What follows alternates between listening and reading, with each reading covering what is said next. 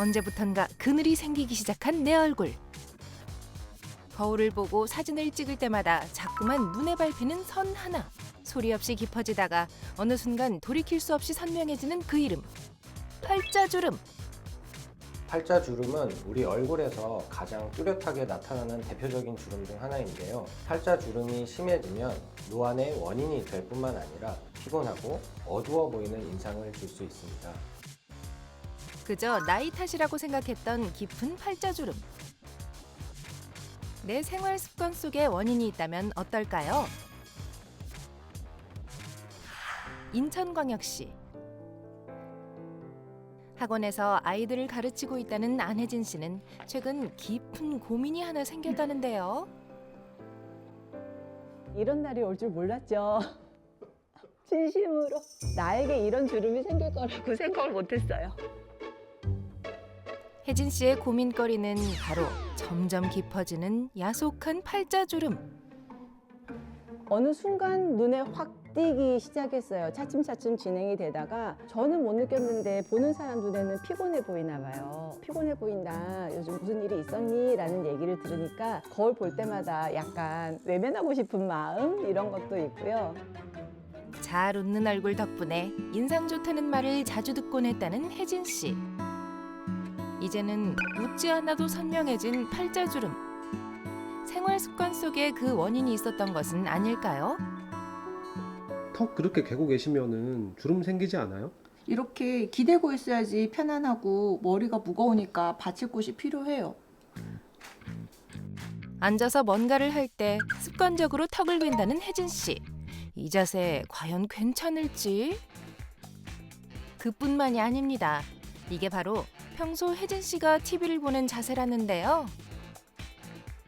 TV 볼 때 잠깐씩인데 괜찮지 않을까요? 그래도 이 자세가 제일 편한데요. 얼굴을 누르는 생활 습관들. 정말 괜찮을까요? 턱을 괴거나 옆으로 자는 습관은 특정 부위의 피부를 지속적으로 접히게 하거나 눌리게 만듭니다. 이런 물리적인 자극이 반복되면 피부의 일시적인 접힘이 아니라 고정된 주름으로 바뀌게 됩니다. 무심코 했던 습관들이 팔자주름을 더 깊어지게 만들 수 있다는 사실.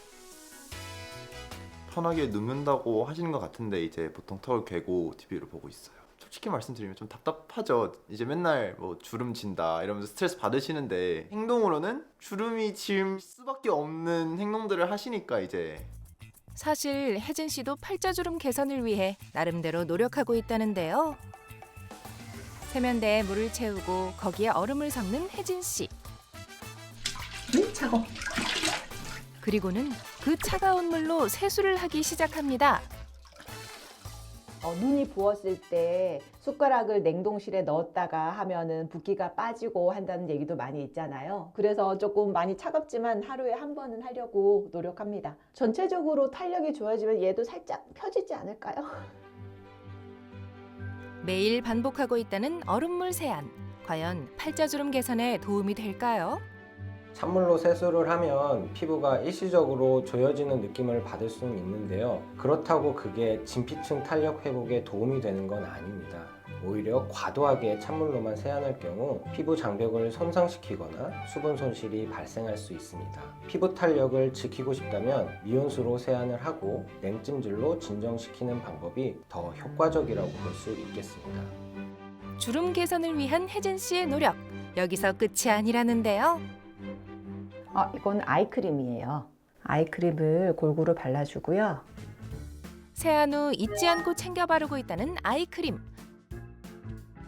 그런데 눈가에 발라야 할 아이크림을 팔자주름에 바르는 모습. 아이크림이 주름 개선에 좋다고 하니까 저는 팔자주름이 걱정이니까 여기도 열심히 발라보는 거예요. 아줌마들끼리 통하는 비법 같은 거? 이마주름에도 바르고. 눈가 주름 예방을 위한 아이크림. 정말 팔자주름 개선에 도움이 될까요? 실제로 이런 분들이 가끔 있어요. 비싼 제품이니까 여기저기 다 바르면 좋지 않을까 하시는데 아이크림은 보통 잔주름 완화를 위한 고보습 제품입니다. 아이크림은 눈에만 바르시고 팔자주름은 다른 방법을 찾는 것이 좋겠습니다. 아무래도 팔자주름 개선을 위한 정확한 솔루션이 필요한 상황. 더 늦기 전에 병원을 찾아 진단을 받아보기로 한 혜진 씨. 여기 보시면 앞광대와 입꼬리 사이에 생긴 이 골 부분이 볼륨이 빠지면서 더 깊어 보이게 되고 그림자랑 겹치면서 인상이 피곤하고 우울해 보일 수 있어요. 저도 노력한다고 했는데 제 생활 습관이 잘못됐을까요? 좋은 습관은 아니었죠. 사람마다 피부 성향이 다르기 때문에 인터넷이나 입소문을 통해 얻은 정보를 너무 신뢰해서는 안 됩니다. 노화로 인해 주름이 생기는 건 당연히 어쩔 수 없지만 생활 습관이 잘못되면 전체적인 피부 건강에 안 좋은 영향을 줄 수 있습니다. 팔자주름을 예방하려면 일상생활 속에서 피부가 접히거나 처지지 않도록 바른 자세를 유지하는 습관이 무엇보다 중요하다는데요. 손가락이나 도구를 이용해 중력의 반대 방향으로 리프팅 마사지를 해주는 것도 도움이 된다고 합니다. 또한 왜곡된 정보를 걸러낼 수 있는 분별력도 필요하겠죠? 인터넷에 올라왔기 때문에 이게 검증된 것이다라는 착각에 빠지면 안 될 것 같아요. 이제는 열심히 실천하면서 더 심해지지 않도록 해보겠습니다.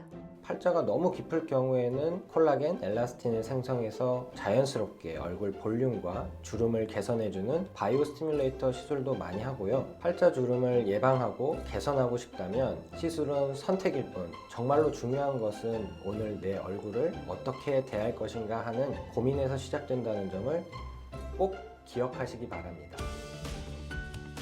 깊은 팔자주름도 관리하기 나름. 오늘보다 더 나은 내일의 얼굴을 위해 지금부터 노력해보는 건 어떨까요?